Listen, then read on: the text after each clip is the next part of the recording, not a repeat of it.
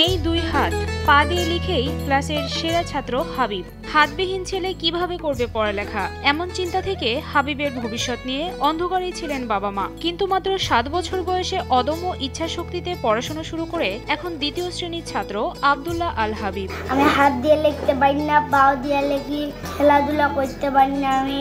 হাবিবের লেখাপড়ার প্রতি আগ্রহ এত বেশি যে সে একদিনও স্কুলে অনুপস্থিত ছিল না। 2024 সালের জানুয়ারি মাস থেকে এখন অবধি প্রতিদিন স্কুলে আসছে হাবিব, এমনটাই জানালেন তার শ্রেণী শিক্ষক। হাবিব একজন খুব ভালো ছেলে। সে এই বছর জানুয়ারি মাস থেকে শুরু করে মে মাস পর্যন্ত সে নিয়মিত বিদ্যালয়ে এসেছে এবং তার মেধাশক্তি খুব সুন্দর। সে লেখাপড়া খুব ভালো এবং নিয়মিত বিদ্যালয়ে যাওয়া আসা করে। অদম্য এই বালক নিজের আচরণ আর ব্যবহার দিয়ে জয় করে নিয়েছে কাশিমপুর সরকারি প্রাথমিক বিদ্যালয়ের সহপাঠী বন্ধুদের মন। সবাই তার সাথে ভালোভাবেই মেলামেশা করে এবং একসাথে স্কুলে যাতায়াত করে। দুই হাত নেই বলে অবহেলা করে না, বরং খেলার সময় সবাই তাকে খেলাই নাই বলে জানায় তার এক সহপাঠী। আমার বন্ধুর সাথে আমরা খেলা করি, একসাথে স্কুল আসি, ছুটি যাই, আমার বন্ধু আমার সাথে বসে আমিও বসি, একসাথে খেলাধুলা করি। হাবিবের ব্যবহারে মুগ্ধ তার সহপাঠীরা। খেলাধুলা আর স্কুলের পাঠ সবকিছুতেই আর 10 জন সাধারণ বন্ধুর মতোই হাবিবকে সঙ্গে রাখে তারা। হাবিবের আচরণে তার সহপাঠীরা ভুলেই যায় যে তার দুটি হাত নেই। ওর হাত দুটো নাই, পাও দিয়ে লেখাপড়া করে, ভালো মিশে আমাদের সাথে মিশে, আমরা ওর সাথে মিশি। ক্লাসের সময় হাবিবকে তার বন্ধুরা খাতা কলম এগিয়ে দেয়। স্কুলে ছুটি হলে বই খাতা কলম গুছিয়ে ব্যাগে ভরে তার পিঠে উঠিয়ে দেয় বন্ধুরা।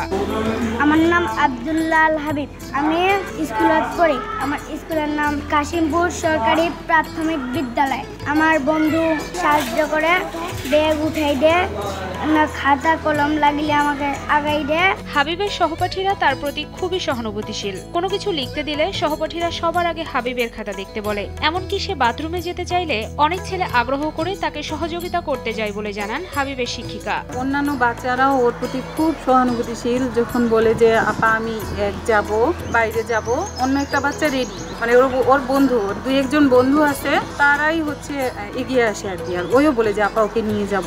আর যখন ও খাতা নিয়ে আসে সবাই আমাকে জানিয়ে দেয় যে আপা হাবিব আসছে। ও সবাইকে বাদ দিয়ে আগে ওর খাতাটা নিয়ে ওর লেখা দেখে দেখে ওকে দিয়ে দেয়। হাত না থাকায় নিজে খেতে পারে না হাবিব। তার মা কিংবা পরিবারের কেউ না খাইয়ে দিলে অপেক্ষায় থাকতে হয় খাওয়ার জন্য।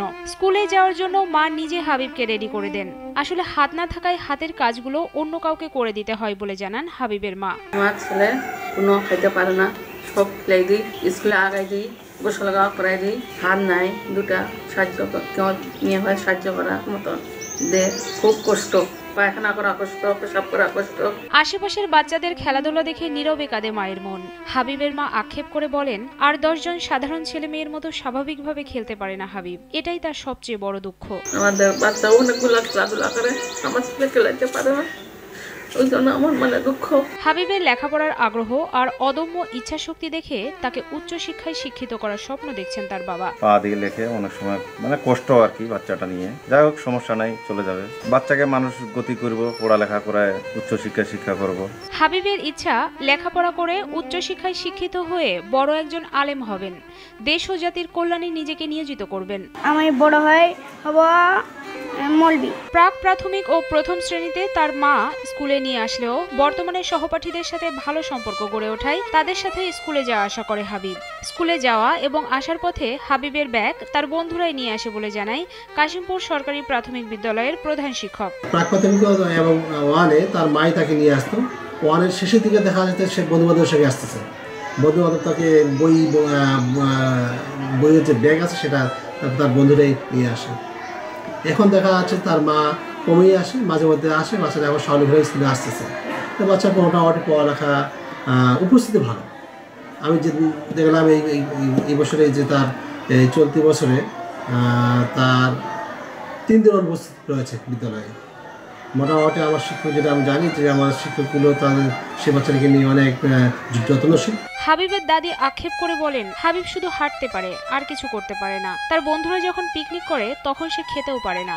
দাঁড়িয়ে অন্যের খাওয়া দেখা ছাড়া আর কিছুই করার থাকে না হাবিবের। হাবিব খাইতে পারে না, দাঁড়াই থাকে। আমার মনে খুব দুঃখ, কেউ যদি থাকে, কেউ যদি সাহায্য করার মতন থাকে।